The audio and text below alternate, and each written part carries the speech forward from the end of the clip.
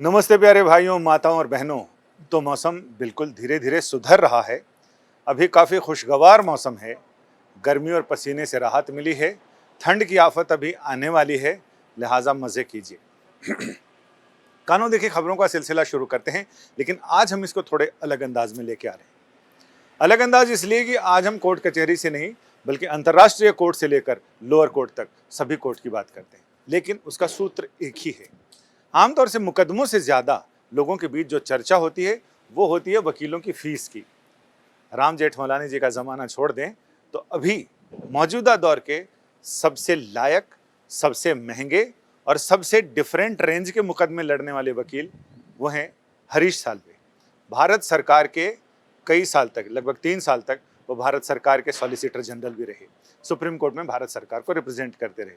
लेकिन उनके सबसे बड़ी चर्चा में वो तब आए जब उन्होंने कुलभूषण जाधव का मुकदमा लड़ा नीदरलैंड में इंटरनेशनल कोर्ट में।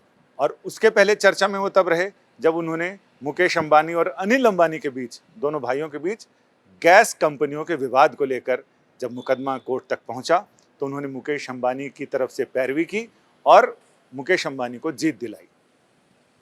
इस मुकदमे से ज्यादा चर्चा उनकी फीस को लेकर हुई। कहा यह जाता है कि उन्होंने उस मुकदमे के लिए 15 करोड़ रुपए लिए थे। आज भी उनकी फीस, उनके जूनियर्स और ये सारे बताते हैं कि 40 लाख से लेकर 50 लाख रुपए तक रोजाना की है, एक अपीयरेंस की। लेकिन वहीं एक दूसरा विरोधाभास देखिए कि जब कुलभूषण जाधव का केस था तो उस समय हरीश साल्वे ने यह कहा कि वो सिर्फ 1 रुपया फीस लेंगे और जितनी बार भी उन्हें पेश होना होगा वो वहां जाएंगे। अपने बूते पर, अपने पूरे जूनियर्स की टीम के बूते पर उन सारा रिसर्च वर्क किया, सारी चीजें की।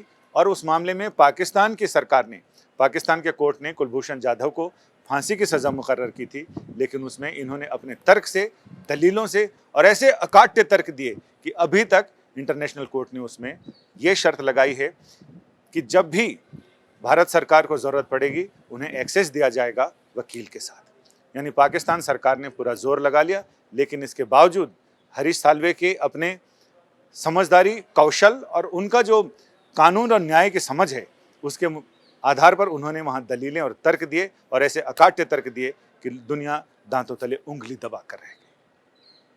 हरीश साल्वे बहुत ज्यादा अभी तो लंदन में रहते हैं, लेकिन अभी हाल ही में जब वर्चुअल कोर्ट के दौरान सुनवाई चल रही थी, जजेस बैठे नहीं थे, उस समय कुछ बातचीत चल रही थी। हरीश साल्वे थे, कपिल सिब्बल थे और बहुत सारे सीनियर एडवोकेट्स उस मामले में पेश हुए, लेकिन कोर्ट उस समय बैठी नहीं। उसके पहले जो गॉसिप होती है वो, अब वर्चुअल हियरिंग होती है तो बहुत सारी चीज़ें एक्चुअली हम सुन लेते हैं, नहीं तो जब एक्चुअल कोर्ट चलता है, फिजिकल कोर्ट की हियरिंग होती है, उस समय हम सारे लोग तो पीछे होते हैं, सीनियर एडवोकेट्स आगे होते हैं, बिल्कुल डायस के एकदम आगे। वो खुसर फुसर क्या करते हैं हमें सुनाई नहीं पड़ता, बस थोड़ी जब हंसी मजाक होती है, एक दूसरे पर हाथ मारते हैं, तब हम समझते हैं कोई लतीफेबाजी चल रही। लेकिन एक्चुअल हियरिंग से और वर्चुअल हियरिंग में अंतर यह है कि वर्चुअल हियरिंग में जब ये गॉसिप भी करते हैं तो हम एक्चुअली सुन पाते हैं।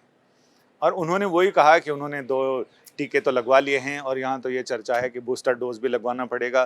तो उन्होंने पूछा अपने साथियों से क्या ये ज़रूरी है बूस्टर डोज लगवाने की, क्योंकि वो अपने पोते पोतियों से मिलने के लिए भारत आना चाहते हैं और उस समय वो सोच रहे हैं कि एक और डोज लगवाने की ज़रूरत पड़ेगी तो लगवाऊंगा, लेकिन सर्दियों में वो भारत ज़रूर आएंगे। ये तो हुई आपस की गॉसिप। लेकिन जहाँ तक फीस का सवाल है, 15 करोड़ रुपए से लेकर 1 रुपया, और वो भी उस समय विदेश मंत्री सुषमा स्वराज जी थी और इन्होंने कहा था कि मैं सिर्फ 1 रुपया फीस लूँगा सरकार से और मैं अपनी तरफ से, चूँकि देश का मामला है, देश के नाक और इज्जत का मामला है, तो इसलिए वो इसमें पैरवी करेंगे। और विदेश मंत्री सुषमा स्वराज ने उनसे कहा था कि वो ये फीस स्वयं उनको देंगे, लेकिन समय का फेर देखिए, सुषमा स्वराज गंभीर रूप से बीमार पड़ी और उनका देहांत हुआ। उसके बाद हरीश साल्वे, उन्हें सुषमा स्वराज की बेटी बांसुरी स्वराज ने कहा कि अंकल, मम्मी ने आपके लिए 1 रुपया रखा है, वो रुपया अपनी फीस का आपको लेके जाना पड़ेगा। हरीश साल्वे का बड़प्पन देखिए कि वो 1 रुपये की फीस लेने के लिए सुषमा स्वराज के यानी निजी आवास पर गए और वहाँ जाकर उन्होंने अपनी फीस का भुगतान लिया।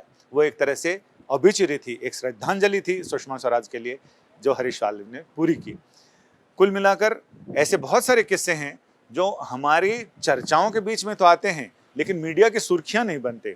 और हमने अब कोशिश की है कि आपके साथ ऐसी ही दिलचस्प जानकारियां शेयर करने की, जो आपकी जानकारी के साथ साथ ये भी बताएं कि हमारी लीगल फैटर्निटी में परंपराएं और ये सारी चीज़ें कितनी अहमियत रखती हैं।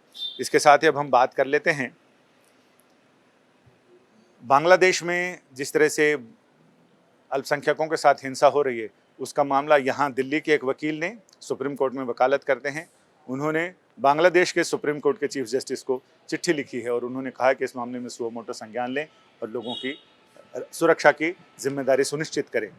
तो इस तरह से इसके अलावा कई और मामले हैं, जैसे आर्यन खान का मामला है, वो उस मामले में भी एक वकील ने सुप्रीम कोर्ट के चीफ जस्टिस को चिट्ठी लिखी है और उन्हें कहा कि इसे पत्र याचिका की तरह ट्रीट किया जाए और जिस तरह से आर्यन खान के मानवाधिकारों के बुनियादी अधिकारों का हनन हो रहा है एनसीबी के द्वारा, तो उस पर कोर्ट स्वतः संज्ञान ले और इस पर आगे सुनवाई और कार्रवाई करे।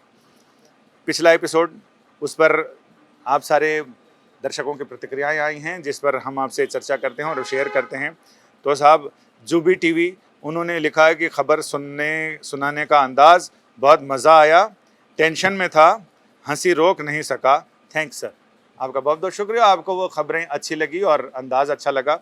हम कोशिश करेंगे कि उसको और बेहतर करने की। जस्ट फील, इन्होंने लिखा थैंक यू सर।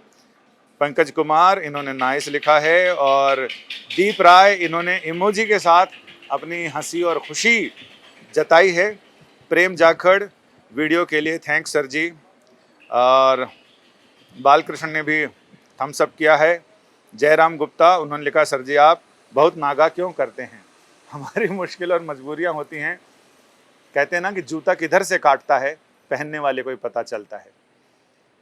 हमारी कितनी मुश्किलों और मजबूरियों के बीच हम समय निकालते हैं आप लोगों के प्यार और मोहब्बत की वजह से, ताकि आप लोगों को का मनोरंजन और ज्ञानवर्धन दोनों कर सकें। इसीलिए नागा करना बहुत मजबूरी होती है। कहते हैं ना कि कुछ तो मजबूरियां रही होंगी, यूं कोई बेवफा नहीं होता। और हम कहते हैं कुछ तो मजबूरियां रही होंगी, यूं कोई नागा नहीं करता। लेकिन आपका बहुत बहुत शुक्रिया, आप लोग इतना प्यार जताते हैं। और आदित्य सोनी साहब लिखते हैं शम्स सर कहाँ गए। शम्स सर यहीं हैं और 8 बजे ये कहानियाँ होती हैं और 9 बजे शम्स सर की कहानी होती है, जो सुनने के लिए आप भी उतने लालायित रहते हैं जितना मैं लालायित रहता हूँ। फिलहाल इस कहानी के साथ इसको विराम देते हैं और अगले एपिसोड में अगले दिन फिर एक नए किस्से के साथ, नई जानकारी के साथ आपके सामने हाजिर होंगे। नमस्ते।